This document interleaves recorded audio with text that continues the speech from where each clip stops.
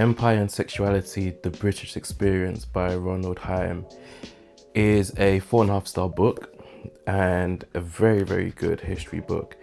It was originally published in 1990, so not too long ago. And I picked up this book because it was referenced in the book that I read last year. It was a 5-star read, and that book was Empire Land: How Imperialism Has Shaped Modern Britain by Satnam Sankara. Really, really liked that book, and then when I saw this referenced, I saw the title of it, Empire and Sexuality: The British Experience. I was just like, oh, definitely got to pick that up. So I did, and this was a 4.5-star read. Really, really, really liked this book. So what are my feelings about this? This is a part of a studies in imperialism series that have some pretty cool titles in it, and with that being said, that was about as cool as it got, to be fair, because most of it, a lot of this book is quite grotesque, which is to be expected. This is about a whole bunch of things, but once you see like Empire and like you could tell by the title, Empire and Sexuality: The British Experience, you know it's going to be a madness. The British were everywhere, and so they interacted with all types of cultures and peoples. Hyam does what any historian would do in this situation. He doesn't shy away from it. He, in fact, leans into it quite a bit. So let's go into the premise. Hyam attempts to show how colonial British attitudes on sex influenced the colonized and the colonizer. Hyam argues that the rules and regulations also helped maintain and grow the Victorian era expansion, which was quite a thesis from him. He did quite well in his illustration of it, to be fair, especially because we do get into the real nitty gritties of, a lot of case studies, legal studies in terms of, certain cases where certain sexual regulations were upheld, certain ones were, put to the side, etc., etc. So we do delve into a lot of, administrators, soldiers, etc., who were out and about in colonized lands. So that we get many themes in this book. We get, of course, no book on that's talking about sex will be complete without Freud's take on sex. We only get that in the beginning, thankfully, but we get the usual Freudian analysis in this. But other themes also include putting one's career at risk for sex. We do see quite a lot of that, and potentially love as well. There is a debate as to how much you could love someone you've colonized and that you've oppressed, and you're actively oppressing. So there is that. Careers ending in disgrace. There was a lot of that, and especially when the sexual attitudes changed, when messages from London changed regarding certain sexual rules. So there's also that. The marital consequences of an empire, paedophilia, Victorian virtues, sexual hypocrisy, race, masculinity, colonial identity, gender roles in empire, moral regulation, and more. There's a lot of very, very heavy themes that I've touched upon here. I want to speak about something that I actually never actually considered when thinking about, the empire, the British Empire, which is the marital consequences of an empire. Hyam does a good job of actually showing that if you're an administrator, you're a soldier, you're whoever, you're an agent of the state, and you get sent out to India, you get sent out to God knows where, the strain that will have on your marriage, I never actually, and one's actual mental health as well. And again, I know I'm teetering on the line of these are the colonizers, so there is that, but that doesn't mean these people aren't human, that they won't feel that. So it was interesting to see sort of marriages broken up, families broken up, and a lot of blended families because of people having families obviously in the UK, but also having it on the other side of the planet. So that was an interesting theme that was explored, and it was one of those ones where it's one of the sort of realization sort of themes instead of it being a very upfront theme. it's sort of like a realization on my end. So yeah, really, really good themes. Really appreciate it. So let's go on to the pros. Hyam does well to present the complexities of sexuality, friendship, and marriage without going into or relying on theory. The stories of British men who worked for the same empire, who worked for the empire, was enough to adequately portray the complexities of things. And like I said, a lot of those complexities aren't good, aren't nice. There's a lot of paedophilia that's documented in this.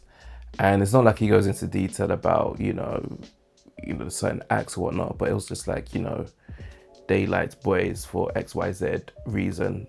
The girl was this age, etc., etc.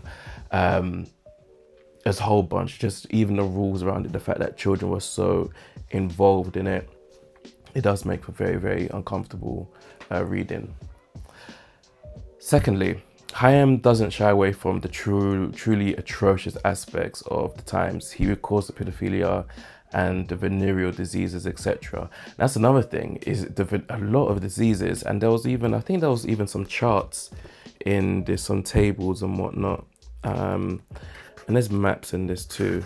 Some pretty, don't know if you can see, and put that forward to the camera. Some little maps in there. It's not scattered throughout. I say that, and there's more. But yeah, no, there's some tables and some figures here, and there were some charts regarding venereal diseases. We can see. If I even pull this up, I actually did have this open just now. This one, literally on page 127. Figure 2, venereal disease in the British Army at home and in India. Admissions per 1,000 for syphilis from 1880 to 1908. And yeah, it was pretty. Let me actually show this to the camera. The dotted line that's going all the way up is the British Army in India. And then the solid line, the lower one, the vastly lower one, was the army at home.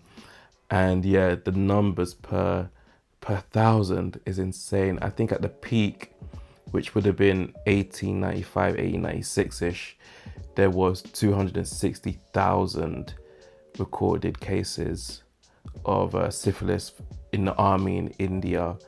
And probably at that same time at home, it was 80,000, which 80,000 is still a lot. But yeah, it is a crap ton. And then obviously, from the 1900s, it plummeted because they started, tightening up on the sexual rules. So yeah. But moving on, I like that we get to see British problems both abroad and at home, and the true cost of running an empire and trying to cement moral standards and practices. And it was interesting to see this, especially for those agents of the state who literally just was like, they got themselves so immersed in like Kenyan life, for example, that they literally got land just like, you know what, I'm doing this now. The empire, Britain, we can forget all of that. I'm here. I've got, my situation with the concubine, maybe a wife, and you know what? Also, I don't think I talk about this, but there's also the practice. You know what? The practices thing. It was interesting. I didn't mention this in my Goodreads review, but the fact that a lot of the agents of the state who went into Muslim countries and then had to deal with circumcision, for example, and how that came about, and the sort of narrative change on circumcision was also mentioned in this book, was also actually very well presented too, and that was because of the interactions with Islam.